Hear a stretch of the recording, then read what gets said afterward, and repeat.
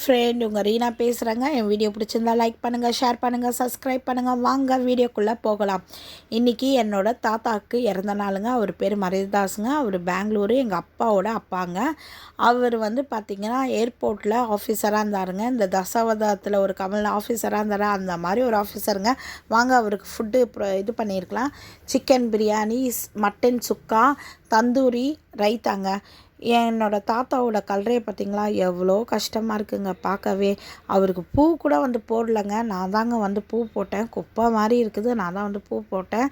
அதுவே எங்கள் அம்மாவோட அப்பா கல்லறையெல்லாம் பார்த்திங்கன்னா நல்லா சூப்பராக கட்டியிருப்பாங்க.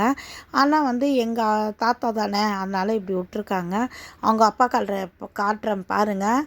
இது வந்து எங்கள் அப்பாவும் எங்கள் சித்தப்பாவும் என் தம்பி கல்லறைங்க. இப்போ அவங்க அப்பா கல்லறை பாருங்கள் எவ்வளோ பளபளப்பாக இருக்குது பார்த்திங்களா. இந்த மாதிரி அவங்க வச்சுருக்காங்க. இருந்தாலும் நான் இருக்கேங்க எங்கள் தாத்தாக்காக, எல்லாத்துக்காகவும் நான் இருக்கிறேங்க. ஆனால் காசு இருந்தால் மக்களே நல்லா யோசிச்சு பாருங்கள். காசு இருந்தால் தாங்க மரியாதை, காசு இல்லைன்னா வெறும் போனால் தாங்க எல்லாமே. அதனால் நன்றி, வணக்கம்.